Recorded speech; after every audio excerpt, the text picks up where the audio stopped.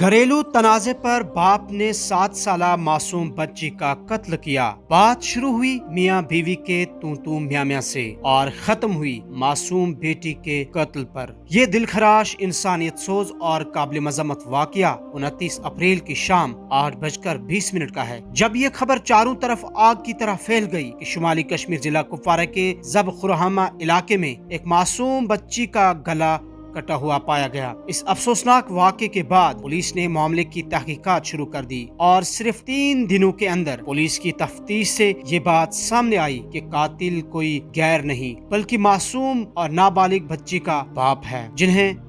Police ने हिरासत में लेकर सलाखों के पीछे धकेल दिया। मामले से मुतालिक एक प्रेस कॉन्फ्रेंस में मीडिया को तफसीलात फराहम करते हुए एसएसपी कुपवारा ने कहा कि कुपवारा के जब खुरहामा इलाके में अपनी नाबालिग बेटी के कत्ल के सिलसिले में एक 36 साला शख्स को हिरासत में लिया गया है। पुलिस के मुताबिक असल मामला मियां बीवी के दरमियान घरेलू तनाजा था। पुलिस के मुताबिक गुज़िश्ता 1 साल से मियां बीवी के ताल्लुकात कशीदा हैं और दोनों के दरमियान अक्सर झगड़े होते रहे। दोनों के झगड़े ने शिद्दत इख्तियार की और 29 अप्रैल की सुबह दोनों के दरमियान तलक कलामी हुई और शाम होते होते बाप गुस्से पर बेकाबू हुआ और अपनी ही बेटी का कत्ल किया। हालांकि कातिल ने खुद की जान बचाने और दूसरों को कसूरवार ठहराने की खातिर तरकीब भी बनाई। लाउड स्पीकर पर बेटी की गुमशुदगी का ऐलान करने के लिए मसाजिद भी पहुँचे और चंद अफराद के साथ बेटी की गुमशुदगी की रिपोर्ट दर्ज करने अपनी ही गाड़ी में पुलिस पोस्ट खुरहामा का रुख भी किया और पुलिस की तफ्तीश में बिल आखिर बाप को ही मुलजिम पाया गया और मामले में मजीद तहकीकात शुरू कर दी गई है। वाजिया रहे कि इससे कबल भी वादी कश्मीर में इस तरह के कई लर्ज़ाखेज वाक़ियात पेश आ चुके हैं। छोटी बच्ची जो कि मोहम्मद इकबाल की ही बच्ची है, उसका जो मर्डर है वो उसने खुद किया है, बाप ने किया है और उसको हमने हिरासत में भी फॉर्मली अरेस्ट किया। और ये कहानी निकल के आई कि चूँकि ये जो इकबाल जो है अपनी बीवी से पिछले 1 साल से इनके बीच जो काफ़ी पर्सनल इश्यूज़ को लेके लड़ाई होती रहती थी, मैं तू भी होता रहता था, इवन फिज़िकल असॉल्ट भी होता रहता था। इसी शाम को जब 29 तारीख को जब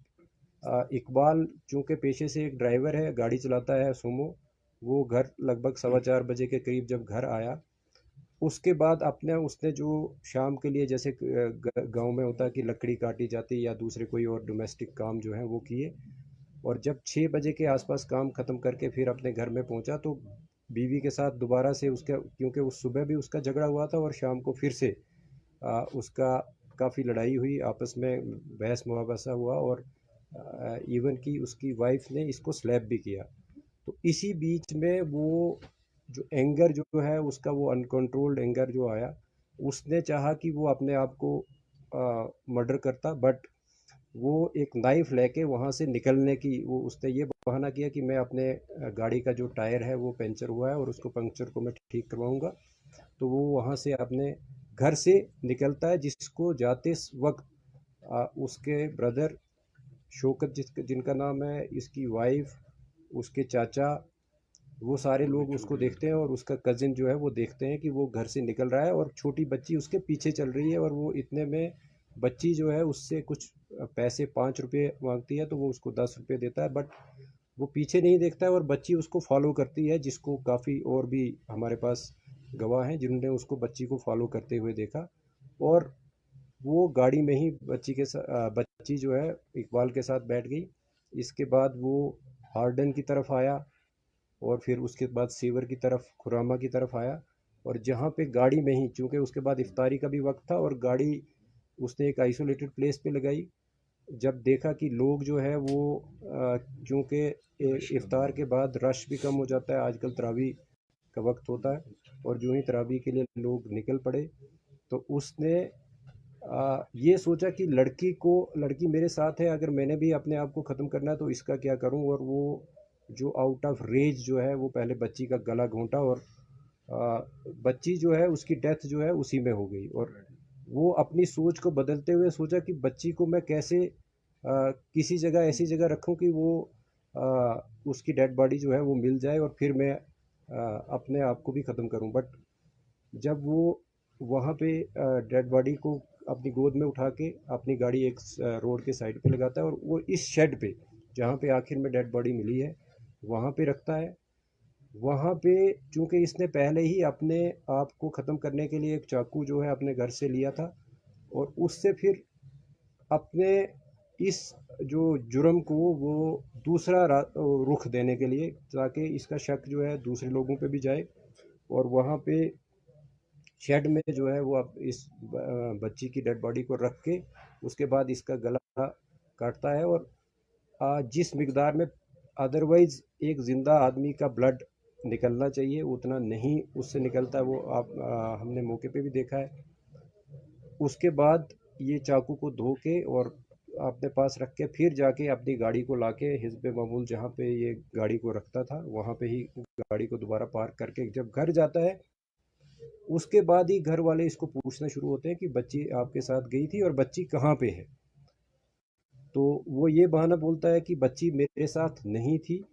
अलबत्ता चूँकि 3-4 लोग जो मैंने पहले भी ज़िक्र किया कि जिन्होंने उसके फॉलो करते हुए देखा था बच्ची को, तो वो भी उसको कन्फ्रंट करते हैं, और इस बीच वो एक और बहाना बना के वो दूसरे उसमें उलझन में अपने आप को जो ख़त्म करने की कहानी को छोड़ के दूसरे उसमें रूप में आके और बच्ची को ढूंढने के गर्ज से या उसको एक और दूसरी रूपोश वाली वो जो भी मोड़ देने के गर्ज से वो थाना में पहुंचता है और वहाँ पे अपनी रिपोर्ट जो है वो दर्ज करवाता है कि मेरी बच्ची गायब है। लेकिन जिस बीच वो रिपोर्ट करने के लिए आ रहा होता है उसके उसी बीच जब उसके घर वाले या दूसरे मोहल्ले वाले बच्ची को ढूंढ रहे होते हैं, मस्जिद से भी अनाउंसमेंट की जाती है और उसकी वाइफ को ये बच्ची इस शेड में स्पॉट होती है डेड हालत में। तो वहाँ से फिर बच्ची को बरामद करके वो फिर से जो मैंने पहले शुरुआत में की कि बच्ची को किस तरीके से फिर उसका पोस्टमार्टम किया गया और बाकी जो सारी कार्रवाई मुकम्मल की गई। अभी तक की तफ्तीश में सिर्फ मोहम्मद इकबाल ही एक वाहिद सस्पेक्ट वाहिद मुलजिम जो है वो सामने उभर के आया, ट्रांसपायर हुआ है इन्वेस्टिगेशन में, और उसी को गिरफ्तार भी किया गया है।